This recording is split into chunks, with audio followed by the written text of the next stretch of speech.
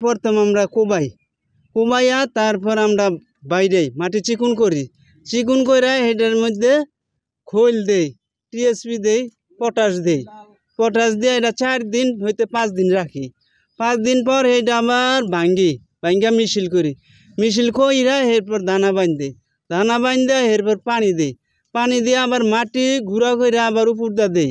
এরপর আবার 3 দিন পরে আবার এটা খুইলা এরপর আবার ফিরা মাটি দিয়া ফির পানি দিয়ে এটা আবার আগাছা সাফ করমু, আর অন্য কাজ আছে খুসামু, আবার মাটি দিমু, আবার পানি দিমু।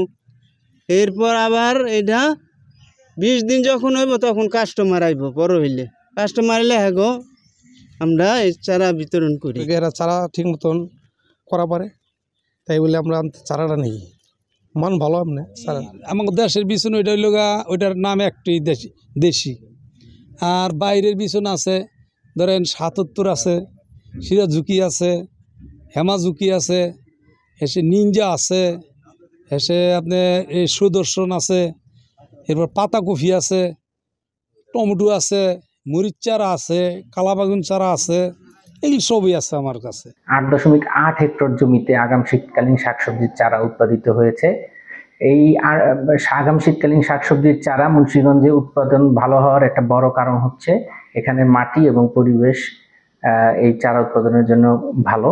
এখানে কৃষকরা জৈব সার হিসেবে খৈল ব্যবহার করেন এবং এর কারণে চারাগুলো খুব পুষ্ট হয় এবং ভালো চারা উৎপাদিত হয়। কৃষকরা এই চারা মুন্সিগঞ্জ জেলার স্থানীয় চাহিদা মিটিয়েও পার্শ্ববর্তী জেলাগুলোতে প্রেরণ করেন।